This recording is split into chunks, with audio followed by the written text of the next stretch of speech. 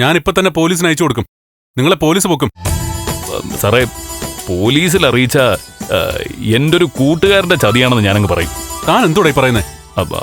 അതെ സാറേ, എൻ്റെ ഒരു കൂട്ടുകാരനാ ഇതിനെല്ലാത്തിനും കാരണം. അത് ശരി. അപ്പോ തന്റെ സുഹൃത്താണ് പ്രേരിപ്പിച്ചത്. എങ്കിൽ രണ്ടിനും എതിരെ പരാതി കൊടുക്കും. ഇയാളുടെ പേരെന്താ? കൂട്ടുകാരന്റെ പേരെന്താന്ന് പറഞ്ഞേ? എവിടുന്നാ വിളിക്കുന്നേ പറഞ്ഞേ? MLA ദേവിക മേഡമാണോ സംസാരിക്കുന്നത്? ആദ്യം താൻ ആരാന്ന് പറയടോ. എന്റെ പേര് മുരളീന്ന. നന്ദൻ എന്ന് പറയുന്ന ഒരു കൂട്ടുകാരനുണ്ട് എനിക്ക്. കൂട്ടുകാരന്റെ ഭാര്യ ഇപ്പോ രാമപുരത്തെ MLA ആണെന്ന് പത്രത്തിലൂടെ അറിഞ്ഞു. ആ നന്ദൻ എന്ന് പറയുന്നവന് ഇപ്പോഴത്തെ MLA ആയ ഒരു പഴയ ദേവികയെ കല്യാണം കഴിപ്പിച്ചു കൊടുത്തവനാ ഞാൻ. മുരളി, ഓ, കണ്ടുപിടിച്ച് കളഞ്ഞല്ലോ. എടാ, ഗൗരി പറയായിരുന്നു മുരളിയേട്ടന്റെ ശബ്ദം കേട്ടാ അപ്പം നന്ദം പിടിക്കുമെന്ന്. കണ്ടില്ലേ? പിടിച്ചില്ല. എടാ നീ എപ്പോ വന്നു? എടാ ഇന്നെത്തി. എവിടെ ദേവിക മുങ്ങിയോ? ഇവിടെ ഉണ്ട്. ഗൗരി, ദേവികെ സംശയിക്കണ്ട, മുരളേട്ടൻ തന്നെയാ വിളിച്ചേ. ലീവിന് വന്നതാ. പുതിയ സിമ്മിട്ട് വിളിക്കോ? എന്നാലും വല്ലാത്ത പറ്റിക്കലായി പോയല്ലോ മുരളിയേട്ടാ. എടാ ഭയങ്കര നീ ആള് കൊള്ളാലോ. സത്യേട്ടൻ നന്ദു പോലീസിനെ അറിയിക്കുമായിരുന്നു. പോലീസ് വന്ന MLA ഉണ്ടല്ലോ എന്നെ ഇറക്കാൻ. ആ അതിരിക്കട്ടെ. നീ എന്താടാ പെട്ടെന്ന് വന്നേ? എന്തൊക്കെ വിശേഷം?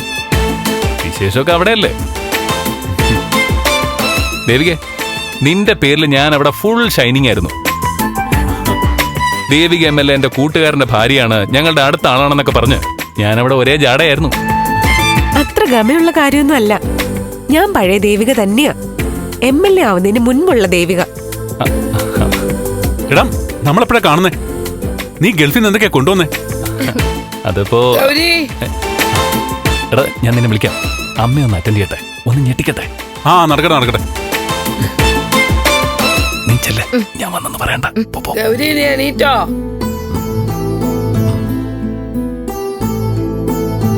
ചേടാ ഇത് ഭയങ്കര സർപ്രൈസ് ആയി പോയല്ലോ. സ്വന്തം കൂട്ടുകാരന്റെ ശബ്ദം തിരിച്ചറിയാൻ പറ്റാത്ത ചങ്ങായി. ഓ, നമ്മൾ ഇതിനെ പെട്ടെന്ന് തിരിച്ചറിഞ്ഞല്ലോ. വാ.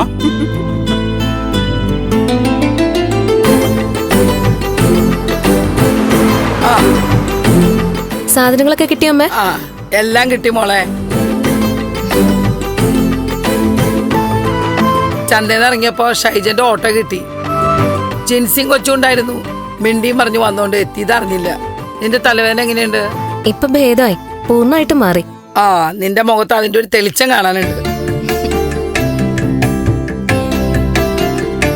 നീ ഉറങ്ങിയില്ലേ? വാതില് തുറന്നു നടക്കണു. അപ്പൊ എനിക്ക് മനസ്സിലായി നീ എണീറ്റൂന്ന്. തലവേദന മാറിയതുകൊണ്ട് ഞാൻ പിന്നെ കിടന്നില്ലമ്മേ. എന്തായാലും തലവേദന മാറിയല്ലോ, അതന്നെ വലിയ കാര്യം. ആരാത്? എന്താ അമ്മേ?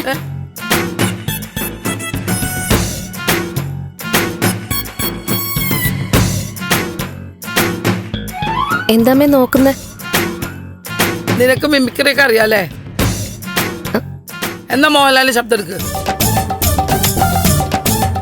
അമ്മയ്ക്കിതെന്താ?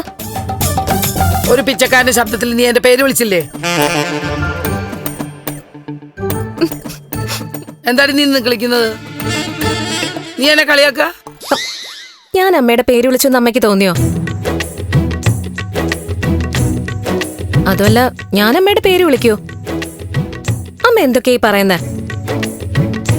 അപ്പൊ തോന്നിയതായിരിക്കോ?